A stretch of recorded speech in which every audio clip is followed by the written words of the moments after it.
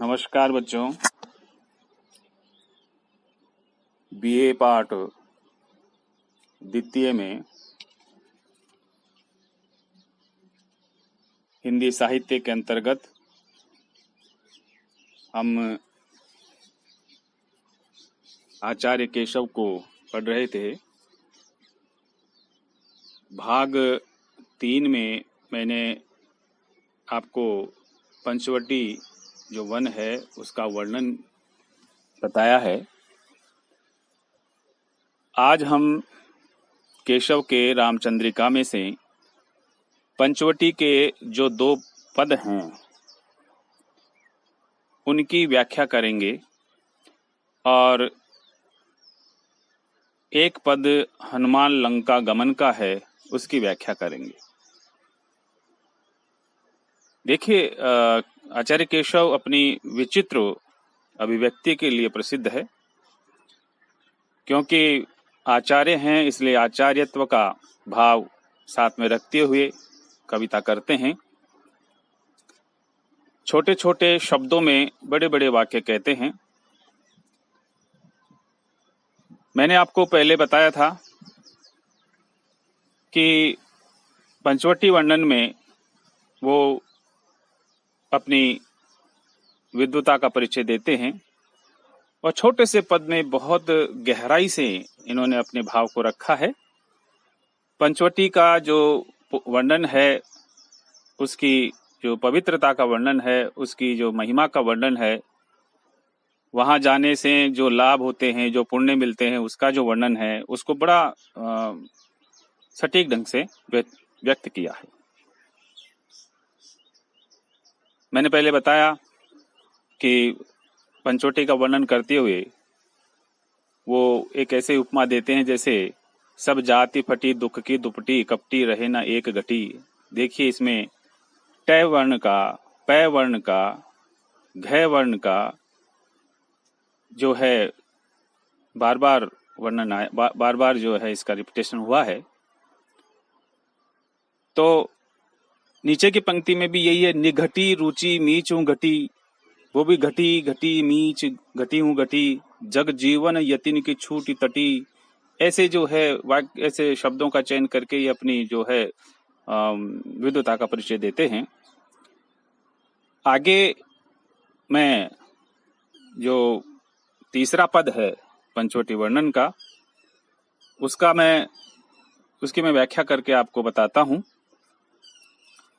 शोभक दंडक की रुचि बनी, भांतिन भांति सुंदर घनी, सेब बड़े नृप की जनु लसे, श्रीफल भूरी भाव जह बसे, बैर भयानक सी अति लगे, अर्क समूह जहां जगमगे, नैनन को बहुरूपन ग्रसे, श्री हरि को जनु मूर्ति लसे।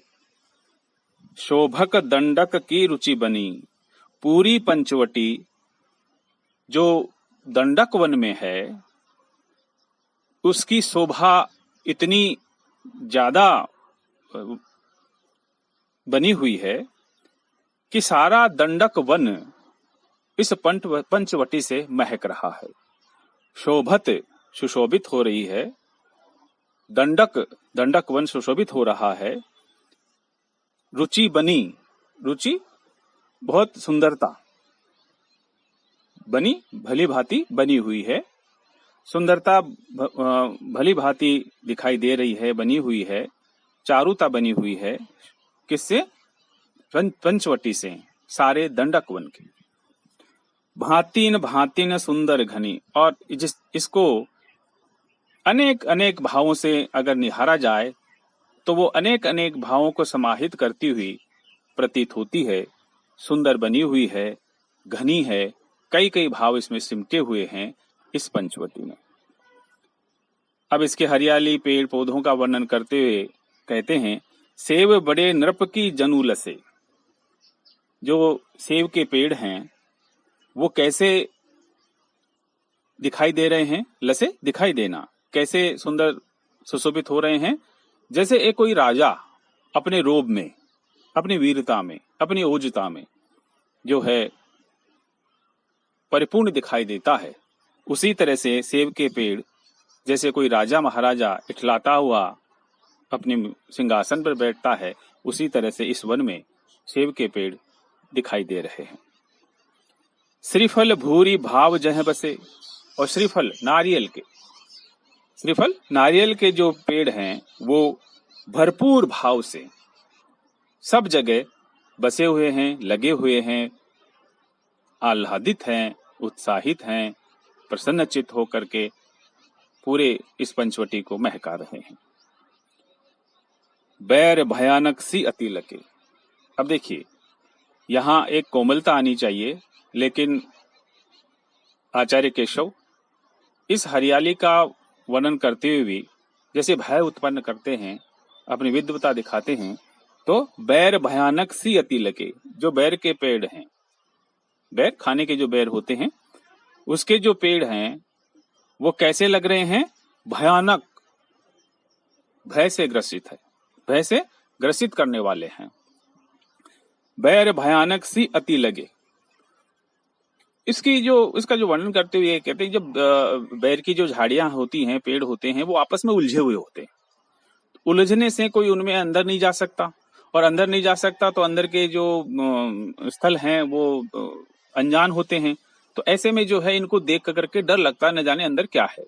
तो ऐसे घने बैर के जो है वृक्ष हैं, झाड़ियां हैं, जो भय उत्पन्न करते हैं। अर्क समूह जहां जगमगे। अर्क आकड़ा का पेड़ होता है, जो जंगल में उगते हैं। तो अर्क समूह जहां जगमगे, जो अर्क समूह, जो आकड़े का पेड़ है, वो कैसे जगमगा रहा है? सूर्य के रोशनी की तरह। अर्क सूर्य को भी कहते हैं, अर्क आकड़े को भी कहते हैं। तो कैसे जगमगा रहा है? जैसे सूर्य की रोशनी सबको प्रसन्नचित्त कर देती है, ऐसे ही जो आकड़े का पेड़ है वो दिखाई दे रहा है, जगमगा रहा है। नैनन को बहुरूप ग्रसे। इतनी सुंदर जगह है, इतनी विविधता लिए हुए ये जगह है, तो आंखों को बड़ा सुहावना लगता है, आंखों को बड़ा अच्छा लग रहा है। नैनन आंखों को, बहुरूपन विभिन्न रूपों में, ग्रसे जैसे अपनी ओर आकर्षित कर रही है। कौन? पंचवटी। श्री हरि को जनु मूर्ति लसे।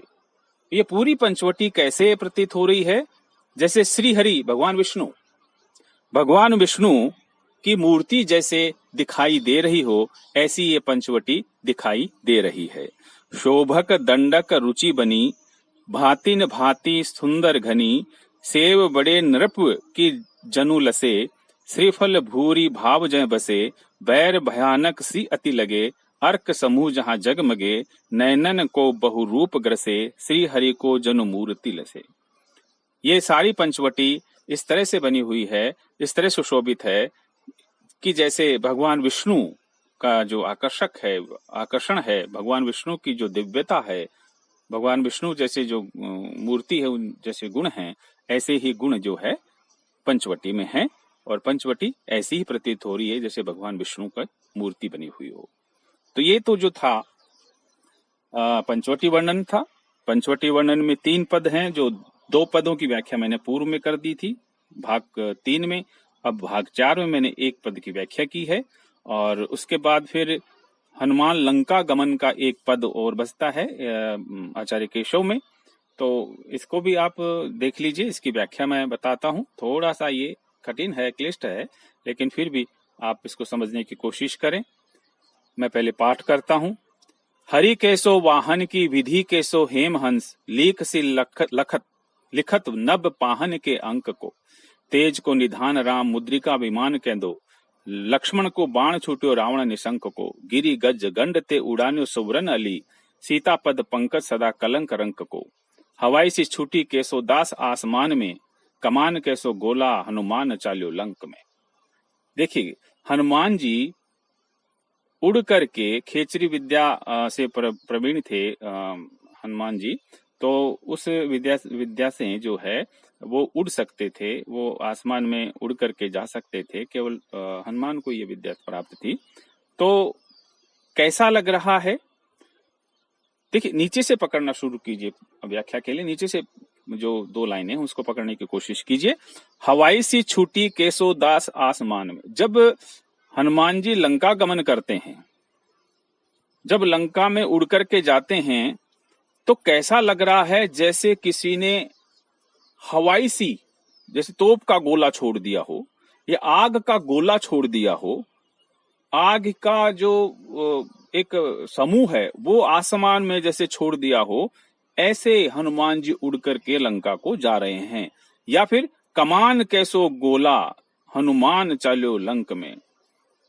कमान जैसे अग्निबाण, कमान अग्निबाण, कमान धनुष को कहते हैं, तीर को कहते हैं। तो जैसे कमान कैसो गोला हनुमान चालू लंक में, जैसे धनुष से निकला हुआ अग्नि बाण का गोला आसमान से होते हुए दुश्मन तक जाता है, वैसे ही हनुमान लंका में जा रहे हैं आसमान से उड़ते हुए। कैसे? अब शुरू से देखिए।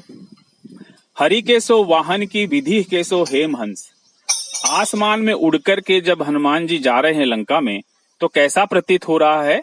हरि केसो वाहन, जैसे भगवान विष्णु का वाहन हो गरुड़, जैसे भगवान विष्णु का वाहन हो गरुड़, वो उड़कर के आसमान में से जाता है, वैसे हनुमान जी लंका में जाते हुए आसमान में दिखाई दे रहे हैं। विधि केसो हेम हंस, ब्रह्मा का सोने का हंस जैसे आसमान में उड़ता है, वैसे ही हनुमान जी लंका में जाते हुए सुशोभित हो रहे हैं। विधि ब्रह्मा को कहते हैं, हेम कहते हैं सोने को, और उनका हंस होता है, सवारी होती है, जो उड़ करके ब्रह्मा जी को लेकर के उड़ करके जाता है। वैसे ही हनुमान जी लंका में जाते हुए सुशोभित हो रहे हैं। लीख सी लिखत नब पाहन के अंक को, या फिर ऐसा लगता है हनुमान जी लंका में जाते हुए जैसे आसमान रूपी पत्थर पर, पाहन पत्थर, जैसे आसमान रूपी पत्थर पर किसी ने लीक खींच दी हो, जैसे कोई रेखा खींच दी हो, भारी भरकम रेखा खींच दी हो। आसमान है, आसमान कौन सा है? पाहन, पत्थर का। उस पत्थर पे कोई लकीर खींच देता है, उसी तरह से हनुमान जी उड़ते हुए आसमान में लकीर खींचते हुए अपनी छाप छोड़ते हुए उड़ करके जा रहे हैं। तेज को निधान राम मुद्रिका विमान के धो। तेज को निधान, प्रकाश का भंडार, तेज प्रकाश, निधान भंडार, राम मुद्रिका विमान केंधो। राम ने जो मुद्रिका दी है उसके विमान पर बैठ करके लक्ष्मण को बाण छूट्यो रावण निशंक को। कि तेज का निधान, प्रकाश का जो पुंज है, वह राम के जो मुद्रिका दी है उस मुद्रिका रूपी विमान पर बैठ करके जा रहे हों। कौन? हनुमान जी। केंधो, या फिर इस उपमा से भी जब उनको नहीं हुआ कि मैं संतुष्ट हूं, तो वो दूसरी उपमा देते हैं। कैसे? लक्ष्मण को बाण छूट्यो रावण निशंक को। या फिर लक्ष्मण का, जो शेषनाग के अवतार हैं लक्ष्मण, उनका जो तेज बाण है वो छूटा हो। किसको? रावण को, जो निशंक बैठा था, जिसको कोई शंका नहीं थी कि मेरे को कोई हरा भी सकता है, मेरे को कोई पराजित भी कर सकता है। तो उसको शंका में डालने के लिए, जो निशंक रावण बैठा था, उसको शंका में डालने के लिए जैसे कोई तेज बाण छूटा हो लक्ष्मण का, ऐसा प्रतीत होता है। गिरी गंज ते उड्यो सुबरन अली। या फिर गिरी पर्वत, गज गंड ते उड्यो उड़ान्यो सुबरन अली। कोई पर्वत जितना बड़ा कोई हाथी है, उस हाथी के गंड स्थल से कोई सोने का अली यानी भंवरा उड़ करके जा रहा हो, ऐसा प्रतीत होता है। इसको वापस देखिए। गिरी गज गंड ते उड़ान्यो सुबरन अली। सुबरन यानी सोने का, अली यानी भंवरा, उड़ान्यो यानी उड़ान भरा हो जिसने। कौन सा? गिरी, पर्वत जितना विशाल हाथी। हाथी के जो कानों के पास में गला होता है, उस कानों के पास में मद बहता है। उस मद में खुशबू आती है, उस खुशबू को लेने के लिए भंवरा उस पर मंडराता है। तो उस छवि का वर्णन कर रहे हैं कि जैसे कोई विशाल हाथी हो और उसके गज गंड की जो खुशबू लेने के लिए कोई सोने का भंवरा वहां बैठा हो और उसने जो है अचानक उड़ान भरी हो, ऐसे ही हनुमान जी लंका में जाते हुए सुशोभित हो रहे हैं। सीता पद पंकज सदा कलंक रंक को, या फिर सीता पद पंकज, सीता के पद जो कैसे हैं, पंकज कमल के समान, सदा कलंक कलंक रंक को, जो हमेशा, कलंक यानी पाप, रंक यानी भिखारी, जो किसी पापी के पाप मिटाने में योग्य हैं। कौन? सीता के पैर, सीता के पद, जो हर किसी के, हर पापी के, हर रंक के पाप मिटाने में सहायक हैं। ऐसे सीता के कमल रूपी पैरों में जाकर के हनुमान जी बैठ गए हैं।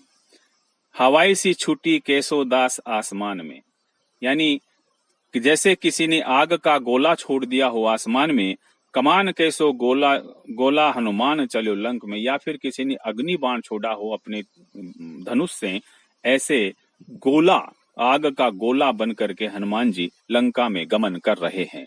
तो ये हनुमान लंका गमन था। तो यहीं पे आपका जो केशवदास है वो पूर्ण हो जाता है। थोड़ा सा आप इस पे ध्यान दीजिए, क्योंकि केशव के बारे में प्रश्न जरूर आते हैं और पूछे भी जाते हैं। तो इस तरह से ये केशव का आपका जो पाठ है वो समाप्त होता है।